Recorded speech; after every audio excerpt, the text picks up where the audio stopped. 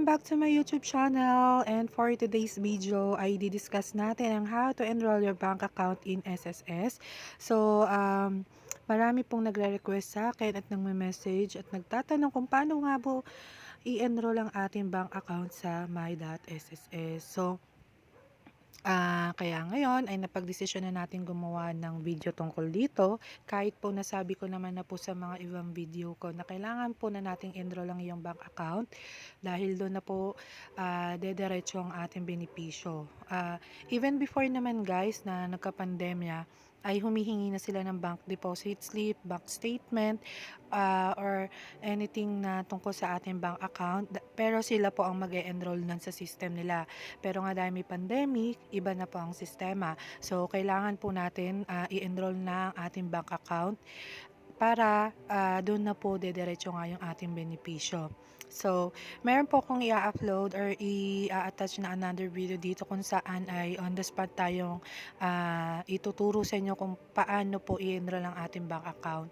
So, ako po ay nakapag-enroll na din ng bank account ko dahil nagpaplano na naman ako mag-salary loan. So, even salary loan, retirement or anything na loan ay kailangan talaga ay naka-enroll na ang ating bank kasi doon na talaga ipapasok ang ating pera dahil sa pandemic. So, ayun guys, make sure na meron na po kayong account.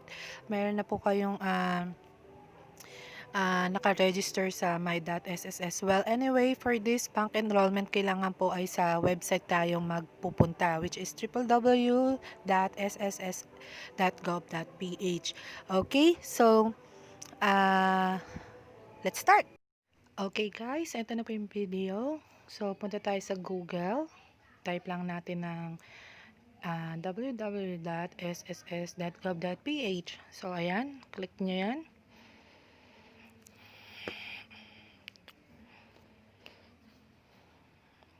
Okay. So, ayan na po. Nandito na tayo sa page ng SSS. Okay.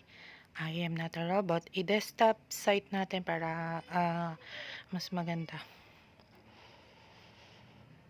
Submit.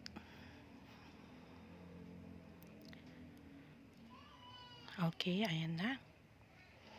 So, andito na tayo sa member login. Lagay nyo lang po ang inyong user ID at inyong password. So, akin nakalabas na kagad kasi lagi ako nagpupunta dyan. Then, I'm not a robot. So, usually may lumalabas na papapiliin sa inyo. I-click na picture. Pag wala naman, diretso submit lang. So, ayan. Nasa home na tayo. Medyo mabagal ang net natin. Pagpasensyaan nyo na. Tapos, pindutin nyo lang po ang e-services. Lagi naman po nasa e-services ang ating mga hinahanap sa SSS. Mapasalary loan mo yan. Kahit anumang apply mo dyan, nasa e-services palagi. Pindutin nyo yung pangalawa, yung disbursement, enrollment, data account, data module pala. So, ayan. Click nyo lang yung certify. Basta terms and agreement lang naman yan. Then, ayan, lalabas na tayo sa may disbursement, enroll account module. So, ayan na. Click nyo. Yung unang box doon ay yung mga list of accredited banks ng SSS. So, ayan, isa-isahin ko para makita nyo. So, andyan lahat ng mga bangko. Usually na may mga major banks kasama. So, may nakita din ako dyang Cebuana Bank. So, pwede din siya. So, ayan. Para lang mapakita ko sa inyo yung mga list of accredited banks ng SSS. So, kung wala ka pang account, you can check it out kung ano yung gusto mo. So, meron din palang Paymaya.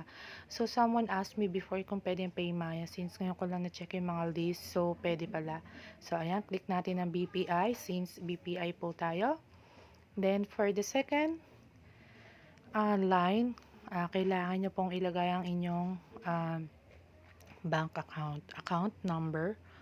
Okay. So, ayan, example lang naman yan. So, confirm disbursement account number or mobile number. So, account number yan, guys. Disregard nyo yung mobile number. Okay. Ayan. So once na everything is okay, click nyo lang po yung I agree, chenes dyan. Another terms and chenes lang. Tapos, ayan, basahin nyo para maintindihan nyo din bago nyo i-click. Pero pwede naman diretso click, then enroll. Enroll nyo na siya. Makikita nyo yan. Makikita nyo dyan, may account na akong inopen dyan. So, pinakita ko na yung sample sa inyo. So, ayan na. Okay. Ayan na. You're successfully enroll your bank account. Ayan na yon. So, okay. Kikita nyo. Kailangan balikan nyo siya at pag nakita nyo dyan sa baba, makikita nyo yung sa baba, di ba? So, ayan, nilag out ko kasi gusto kong mapakita sa inyo na pumasok na siya kagad, agad-agad. So, ganun lang siya kadaling ma-enroll, okay? Okay, ayan na. Balikan natin para mapakita ko sa inyo na pumasok na siya. So, dun sa disbursement account, enrollment, module, ayan. So, ayan, nasa baba. Okay? So, kailangan nakalagay dyan deactivate. Meaning kasi activated na yung account mo. So, if you want to deactivate yan, pindutin nyo lang ulit kung mag-iiba kayo ng bank.